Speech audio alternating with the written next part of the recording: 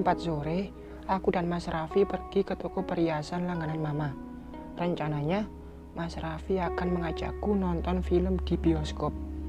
Kata dia, ada film romantis yang cocok untuk pengantin baru seperti kami. Menyebalkan. Dia hanya modus. Mbak, ini saya ambil nanti ya. Saya mau pergi dulu. Nanti pulangnya saya kesini lagi, ujar Mas Raffi pada karyawan toko perhiasan. Setelah dari toko perhiasan, aku dan Mas Raffi pergi ke bioskop. Sampai di sana, ternyata banyak sekali orang yang antri. Gak jadi nonton sekarang ya, ujar Mas Raffi, membuatku melihatnya heran. Kenapa Mas? Aku risih kalau banyak orang. Kulihat sekeliling kami. Memang, aku pun merasa demikian. Meskipun Mas Raffi sudah menutup sebagian wajahnya menggunakan masker dan topi, tapi tetap saja mata hitam dia terlihat oleh orang lain. Dan itu membuat dia menjadi pusat perhatian.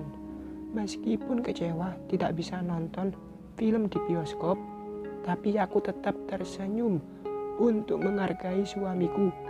Dia tenang, aku pun akan tenang. Kalau dia tidak nyaman, aku pun demikian. Terus kita kemana Mas? Tanyaku. Sekarang kita hanya jalan-jalan tidak tentu arah di dalam mall. Makan mau, tawarnya. Aku menggeleng. Aku baru saja makan. Belanja? Belanja apa Mas? Tanyaku. Apa saja? Sepatu, sandal, tas, atau apapun yang kamu inginkan. Mau? Aku pun mengangguk, seraya tersenyum. Mas Raffi menarik tanganku, seraya setengah berlari. Aku tertawa saat kakiku melangkah lebar, mengimbangi langkah kaki suamiku. Tempat pertama yang kami sambangi ialah toko sandal dan sepatu. Banyak sekali berbagai jenis sepatu di sini, dan membuatku bingung untuk memilih. Ambil yang cocok untukmu, ujar Mas Raffi. Kalau semuanya, ujarku bercanda. Mas Raffi melihatku seraya menelengkan kepala. Yakin akan dipakai semua. Aku menggeleng. Ambil beberapa saja, pungkasnya, melirik pada deretan sepatu wanita. Aku mengangguk paham. Mana mungkin juga aku akan memakai sepatu satu toko yang jelas ukurannya pun tidak sama. Ada yang besar dan kecil di kakiku. 2 pasang sepatu pantofel sudah di genggaman. Sekarang Mas Raffi mengajakku pergi ke toko yang menjual berbagai merek tas. Namun aku tidak memilih salah satu dari tas yang ada di sana. Tidak ada yang menarik hatiku untuk mengambilnya. Yakin tidak mau? Tidak. Ke toko yang lain saja, ucapku. Aku dan Mas Raffi pun akhirnya pergi ke toko pakaian, memilih beberapa kaos untuk suamiku. Lihat deh, itu muka laki-lakinya hitam sebelah. Itu ceweknya Kak Risi apa? Jalan sama laki-laki jelek kayak gitu. Kalau aku sih ogah. Telingaku panas mendengar 2 wanita di sampingku yang tengah berbisik-bisik membicarakan Mas Raffi. Mungkin dia kaya, makanya ada cewek yang mau. Coba kalau miskin, bakalan jomblo seumur hidup. Gue mah kalau kaya juga gak bakalan mau. Malulah, gak ada bagus-bagusnya kalau diajak foto. Kecuali gue suruh gosok mukanya pakai parut biar jadi glowing. Kemudian mereka cekikikan, seraya tangan memilih-milih pakaian yang menggantung. Rasanya aku ingin menghampiri mereka dan menyumpal mulutnya menggunakan baju. Namun Mas Raffi yang berdiri di sampingku menggelengkan kepala dengan jari telunjuk di depanku. Perasaan yang tadinya senang karena bisa jalan-jalan, kini aku jadi tidak bersemangat lagi. Aku keluar dari toko itu tanpa membeli satu potong pakaian pun. Loh, kok gak jadi beli? Gak mau aku mau pulang aja, capek, ujarku ketus. Aku tidak marah sama Mas Raffi. Tapi aku marah pada diriku sendiri yang tidak bisa setenang dan sesabar suamiku. Aku selalu ingin membalas perkataan jahat mereka, tapi Mas Raffi selalu menghalangi. Melihatku merajuk, akhirnya Mas Raffi pun memutuskan untuk pulang. Ia mengambil cincin terlebih dahulu, kemudian kita keluar dari gedung mal yang besar dan luas itu. Sepanjang perjalanan, aku tidak mengeluarkan kata. Aku diam, hanya bermain ponsel untuk melampiaskan kekesalanku. Sudah sampai, ujar Mas Raffi. Aku pun turun dan hendak masuk ke dalam rumah. Namun, saat aku baru sampai di depan pintu, aku melihat ada dua orang wanita yang tengah duduk di ruang tamu bersama Mama. Assalamualaikum, ucapku. Pandanganku langsung tertuju pada wanita yang sudah tidak asing bagiku. Waalaikumsalam. Sudah pulang, Ra? Sini masuk. Kenalin, ini Malika, anaknya Tante Monica. Kamu masih ingat Tante Monica kan? Ujar Mama memperkenalkan dua wanita itu.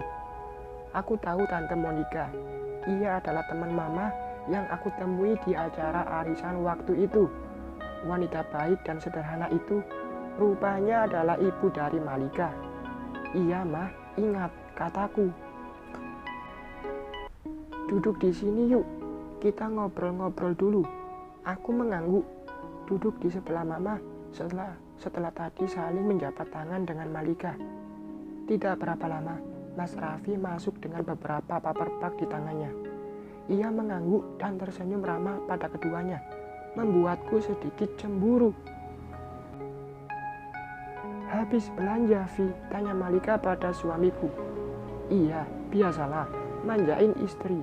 Wajah Malika tidak secerah saat pertama kali bertegur sapa dengan suamiku. Ia tersenyum hambar setelah Mas Raffi menjawab pertanyaannya.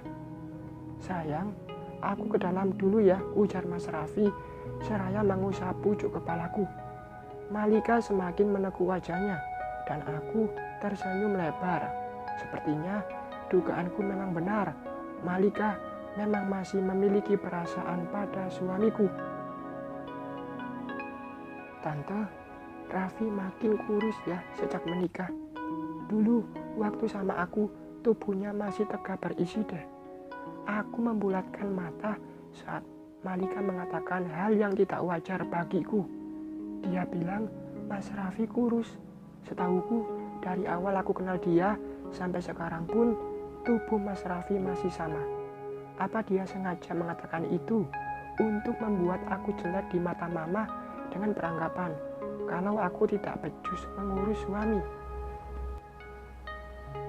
Masa sih? Kayaknya enggak deh. Masih sama aja, ujar Mama. Ih, enggak Tante. Dulu itu dia agak berisi. Sekarang malah kerempeng gitu. Kerempengnya dia bilang, rasanya aku ingin membuka mata Malika lebar-lebar supaya dia bisa melihat dengan normal. Itu karena Raffi sering kehabisan makanan sama Om.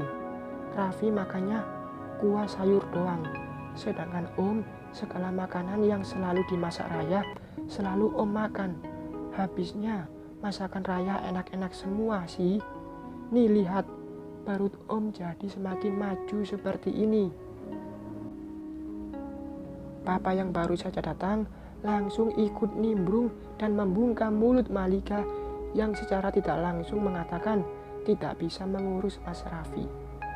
Betul itu, Papa semakin rakus sejak ada Raya, ujar Mas Raffi yang berjalan ke arah kami. Pergi yuk, Mas Raffi menarik tanganku. Kemana? Tanyaku. Jalan-jalan sore. Aku pun berdiri berjalan melewati Malika seraya mengerlingkan mata. Kita mau kemana sih? Tanyaku setelah keluar dari rumah. Kemana saja, asal denganmu, ujar Mas Raffi seraya melirikku yang sedari tadi digandengnya. Ku berikan cubitan kecil di lengannya yang membuat dia terkekepelan.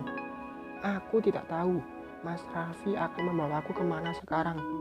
Aku hanya mengikuti kemana langkah kakinya bergerak. Saat ini kita tidak pergi menggunakan kendaraan. kita berjalan kaki saling bergandengan tangan. Mau kemana, Vi? Berduaan saja. Seorang wanita seumuran Mama berteriak dari dalam rumahnya. Jalan-jalan, Tante. Sini, temenin kita biar jadi bertiga. Mas Raffi melambaikan tangan pada wanita yang tengah duduk di kursi teras rumahnya. Janganlah, masa iya? Nenek-nenek kayak gini jadi pelakor. Aku dan Mas Raffi tergelak menanggapi candaan wanita itu. Kami pun kembali berjalan, melewati rumah-rumah yang berjejer sangat bagus dan besar. Demi Tuhan, aku tidak pernah menghayalkan akan menikah dan tinggal di kawasan perumahan elit seperti sekarang ini. Aku cukup tahu diri dengan kondisiku dan hanya meminta sama Allah untuk selalu diberi kebahagiaan dan kesehatan. Dan Allah sudah mengabulkan dengan mengirimkan Mas Raffi dalam hidupku. Mas, apa? Kamu berhutang penjelasan loh tentang... Aku berhenti melangkah dan menatapnya dengan menekuk wajah. Dia pura-pura lupa atau sengaja melupakan agar aku tidak membahasnya. Melihat tatapan dariku, Mas Raffi malah menaikkan sebelah alis lalu mencubit hidungku dengan gemas. Ish, Mas, aku serius. Aku menghentakkan kaki karena kesal. Oke, aku paham kok. Kita cari tempat duduk untuk bicara, ya. Aku mengangguk seraya kembali memegang tangan Mas Raffi. Kami pun berjalan bersisian untuk menuju taman. Kata Mas Raffi, ada taman kecil di sekitar rumahan. Biasanya akan banyak anak-anak serta remaja yang bersantai di waktu sore seperti ini. Hampir 10 menit berjalan kaki, akhirnya aku bisa melihat taman. Dan ternyata benar, banyak sekali remaja yang tengah bercanda seraya bersuah foto di tempat ini. Mas, kita kayaknya ketuaan untuk main di sini. Lihat deh, itu anak-anak semua, kataku saat Mas Raffi menuntunku menuju tempat duduk. Tidak apa-apa, anggap saja mereka anak-anak kita, berlatih jadi orang tua. Is, masa iya? Ujuk-ujuk segede gitu, Mas, ucapku seraya menjatuhkan bokong pada kursi panjang. Taman ini terlihat ramai. Ternyata bukan hanya ada para muda-mudi yang bermain dan bersantai. Ada juga para orang tua yang tengah menemani anak-anak mereka. Mau aku cerita sekarang atau besok? Tanya Mas Raffi. Sekarang. Malika itu siapa? Dan sepertinya dekat sekali dengan keluarga kamu, Mas. Mas Raffi menarik napas panjang lalu mulai bercerita. Dia mengaku kalau Malika adalah mantan calon istri seperti kata Mama tadi. Mereka pernah dijodohkan, namun pernikahan tidak pernah terjadi karena terkendala restu ayah kandung Malika. Jadi, yang tinggal bersama Malika sekarang ini hanya ayah sambung, tanyaku. Mas Raffi mengangguk. Alasan ayah kandung Malika tidak merestui, kenapa? Tanyaku lagi. Karena semakin penasaran. Karena ini, wajah ini. Mas Raffi menunjuk wajah sebelah kirinya. Bukannya Malika pun memiliki tanda lahir yang sama dengan Mas. Mas Raffi mengangguk. Ia membuka topi lalu menyimpannya di atas kepalaku. Iya, dan kata ayahnya Malika, keturunan kita akan memiliki tanda lahir yang sama jika kita menikah. Dia bilang itu hanya akan memperburuk keturunan. Dia tidak mau memiliki cucu buruk rupa sepertiku. Makanya, dia tidak mengizinkan dan tidak akan pernah menikahkan Malika denganku. Kulihat ada sekurat kesedihan dari wajah Mas Raffi. Aku tidak tahu arti dari kesedihan itu. Sedih karena tidak menikah dengan Malika atau sedih karena wajahnya menimbulkan masalah. Aku menarik napas dalam lalu kembali bertanya untuk mencari tahu perasaannya kepada wanita itu. Mas, sedih gak waktu tidak jadi menikah? Waktu itu, iya. Waktu itu, ya, bukan sekarang. karena Mas sudah sangat yakin sekali kalau Malika itu memang jodohku. Kita memiliki nasib yang sama, memiliki wajah yang kata orang buruk rupa. Jadi kami bisa saling menguatkan. Tidak akan ada yang malu jika jalan bersama karena memang sama-sama seperti ini. Ada yang sakit saat Mas Raffi menjelaskan betapa sedihnya dia ketika harus mengakhiri sebuah hubungan yang sudah saling berkomitmen. Meskipun Mas Raffi tidak mengatakan kalau dia mencintai Malika atau mengakui berpacaran dengan wanita itu, tapi yang namanya akan menikah, meski dengan cara dijodohkan, berarti itu sudah sangat serius. Kenapa diam? Tuh kan, jadi cemberut, ujar Mas Raffi mengusap pipiku. Enggak, aku gak cemberut. Aku hanya membayangkan betapa sedihnya kamu saat itu. Aku mencoba biasa saja, meskipun sebenarnya aku sangat cemburu membahas tentang wanita itu. Sedihnya aku itu bukan karena berpisah dari Malika, karena jujur saja, perasaanku waktu itu pun masih sebatas teman. Tapi sedihnya aku ketika melihat Mama. Dia yang paling sedih di antara yang lainnya. Mungkin Tante Monica juga. Kenapa bisa begitu? Tangan Mas Raffi mengambil tanganku dan menciumnya. Kemudian dia menarik tubuhku sampai akhirnya aku bersandar di dadanya. Karena Mama takut aku tidak akan menikah. Tidak akan ada wanita yang mau denganku, kecuali wanita yang memiliki wajah seperti ini, yaitu Malika. Berarti Mama sayang banget ya sama Malika. Mas Raffi tidak menjawab. Ia hanya bergumam pelan. Aku diam kembali. Kalau Mama sangat sayang sama Malika, kemungkinan besar Malika akan memanfaatkan Mama sebagai jalan untuk mendekati Mas Raffi lagi. Aku bisa apa? Sedangkan aku saja tidak punya apa-apa untuk dibanggakan. Berbeda dengan wanita itu yang tentunya punya segalanya. Dia sepadan dengan Mas Raffi. Sebenarnya Mama itu sayang banget sama kamu loh. Beneran? Tanyaku. Seraya menongak melihat wajah suamiku. Iya, buktinya dia sampai memberikan cincin pemberian eyang sama kamu. Tidak sama Mbak Ida atau Mbak Cindy. Cincin itu kan baru ditemukan Mama tadi. Kalau ditemukannya pas Mbak Ida baru menikah, mungkin cincin itu akan diberikan kepada menantu pertamanya. Sanggaku tidak mau berharap lebih. Kalau niat pasti dicari saat itu juga, tandas Mas Raffi membungkam mulutku. Aku tidak lagi bicara, hanya diam, seraya menikmati suasana sore menjelang petang. Orang-orang mulai meninggalkan taman. Suasana pun menjadi sepi tanpa teriakan dan candaan dari para remaja yang tadi berada di sini. Tangan yang sedari tadi berada di perut Mas Raffi kini kulingkarkan semakin erat pada tubuh suamiku, menikmati harum parfumnya yang menyegarkan. Kamu beneran kurusan, Mas. Jangan dengerin kata orang.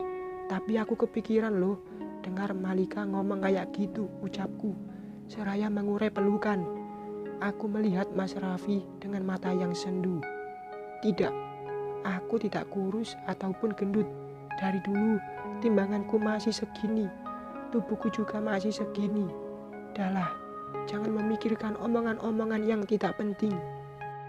Bersambung.